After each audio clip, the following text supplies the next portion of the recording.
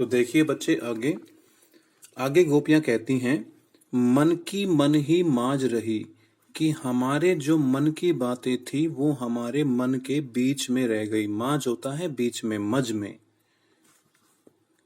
कही जाए, कहिए जाए जाकर के कौन पे, किस से, उद्धव हे उद्धव जी, ना ही परत कही, जो नहीं है दूसरों को कहने के लायक। मतलब गोपियां जो हैं वो कृष्ण से बहुत सारी बातें करना चाहती थी, लेकिन अब कृष्ण आए नहीं। तो इसी कारण क्या कहते हैं कि जो कृष्ण से बातें करनी थी वो सारी बातें हमारे मन के मन बीच में ही रह गई। और बताओ अब वो बातें हम जाके किससे कहें, क्योंकि वो बातें किसी और से कहने के लायक नहीं है।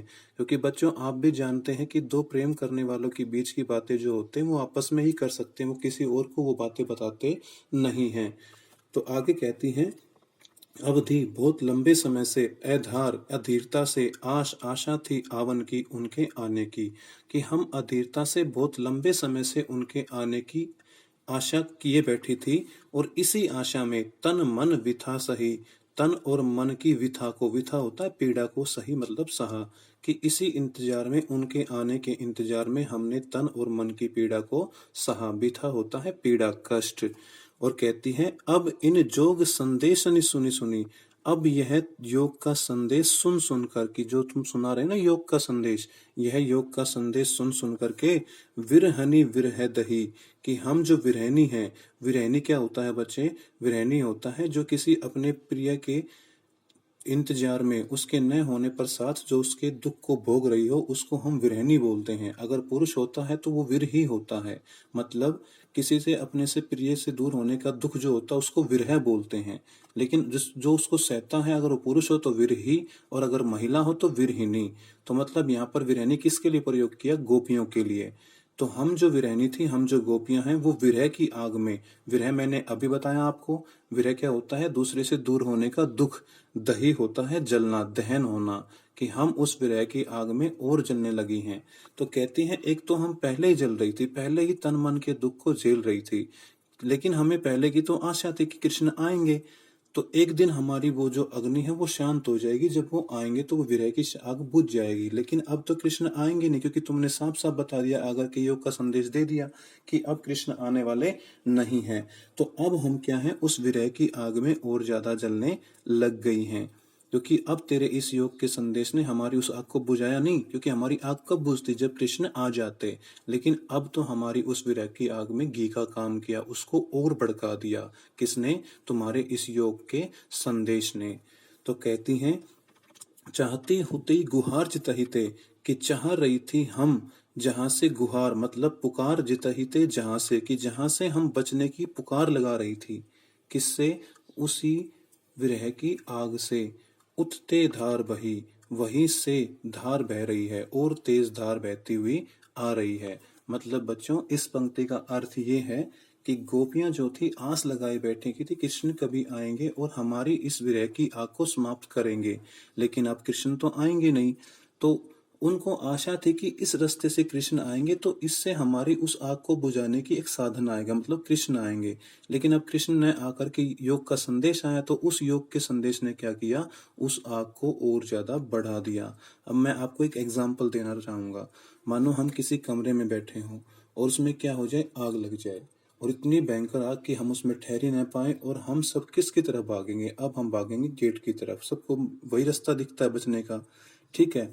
अब सभी गेट की तरफ जब भागते हैं तो आपने देखा होगा कि जैसे ही हमने गेट में प्रवेश किया, बाहर निकलने के लिए वहां से निकलने की प्रयास किया, तो हमने देखा कि उस गेट से बाहर और तेज ज्यादा आग लगी हुई है। तो अब हम बच के कहाँ जाएं, अब हम बीच में फंस गए। ऐसी ही हालत यहाँ पर गोपियों की है, कि उनके पहले ही आग थी किस चीज की, विरह की, कि वो कृष्ण आएंगे तो वो बुझ जाएगी। लेकिन अब वो आग उनको लगता था कि ये बुझ जाएगी कब, जब कृष्ण आएंगे, लेकिन कृष्ण आए नहीं। अब क्या आया, योग का संदेश। तो जहां से वो बचने की आस लगा रही थी कि यहाँ से कृष्ण आएंगे, वहां से तो योग का संदेश आ गया। मतलब उन्होंने उनकी उस विरह की आग को और ज्यादा भड़का दिया। तो उसी कारण कहे कि वहां से तो और तेज धार बहती आ रही है, किसकी धार, उस विरह की, उस योग के संदेश की। तो आशा करता हूँ ये लाइन आपकी समझ में आई होगी। तो तो आगे कहती हैं सूरदास जी, हे सूरदास जी, अब धीर धरहि क्यों, कि अब हम धैर्य धरहि धारण क्यों करें, कि अब हम धैर्य धारण क्यों करें। मर्यादा न लही, अब तो कोई मर्यादा ही नहीं रही। कि पहले तो हम मानते कि धैर्य धारण कर लेती, क्योंकि हमें कृष्ण के आने की आस थी, लेकिन योग का संदेश आने के बाद तो वो आस भी क्या हो गई, समाप्त हो गई। अब तो कोई मर्यादा ही नहीं रही, क्योंकि जब किसी से कहा जाए, अगर मान लो कोई आदमी लापता हो, तो हमें उसके आने की आशा बनी रहती है। चलो वो 5 साल, 10 साल, 15 साल, 20 साल, कभी तो आएगा लौट कर, तो उसके आने की आस तो बनी रहती है। लेकिन अगर किसी आदमी का पता ही लग जाए कि वो तो मर चुका है, तो बताइए कोई फिर आस होती है? नहीं, फिर कोई आस नहीं रहती। तो आज से पहले तो हमें आस थी कि कृष्ण कभी न कभी आएंगे, लेकिन अब तो वो आस, वो मर्यादा, वो दर्द को सहने की, वो उस विरह को सहने की जो मर्यादा थी वो भी नहीं रही। तो अब हम धैर्य धारण कैसे करें? तुम कह रहे हो ना कि धैर्य धारण कर लो और किसको अपना लो, योग को। तो अब हम धैर्य धारण नहीं कर सकते, क्योंकि अब तो विरह को सहन करने की कोई मर्यादा ही नहीं रही। कृष्ण के न आने से पहले, इस योग के न, इस संदेश के न आने से पहले हम सह सकती थी, क्योंकि उस जब तक एक मर्यादा थी। कौन सी मर्यादा? कि कृष्ण आएंगे, तो वो सीमा थी कि कृष्ण के आने की, तो हमारा ये क्या होगा, दुख खत्म हो जाएगा। लेकिन कृष्ण तो नहीं आए, तो अब कोई मर्यादा ही नहीं रही इस दुख को सहने की।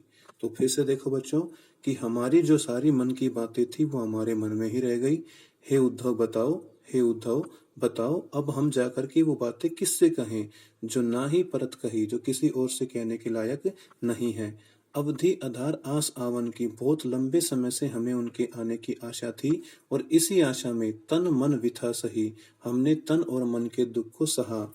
अब यह योग का संदेश सुन सुन करके हम उस विरह की आग में, हम विरहनी मतलब हम गोपियां और ज्यादा जलने लग गई हैं, और चाहते होते ही गुहार जताई थे, और हम जहां से बचने की गुहार लगा रही थी, पुकार लगा रही थी, जहां जिताई थे जहां से, उत्ते धार बही, वहां से और ज्यादा धार बहती हुई आ रही है। किस चीज की? योग की। हे सूरदास जी, अब हम धैर्य धारण क्यों करें, क्योंकि अब तो कोई मर्यादा ही नहीं रही। क्योंकि कृष्ण के आने से पहले, इस योग के संदेश के आने से पहले तो एक मर्यादा थी, कि हम सोचते थे कृष्ण आएंगे तो ये मर्यादा खत्म हो जाएगी, लेकिन अब तो कृष्ण आएंगे ही नहीं, तो अब हम धैर्य धारण नहीं कर सकती। तो बच्चों, ये था इस पैरे का भाव। अगले पैरे के भाव के लिए अगली वीडियो देखिए।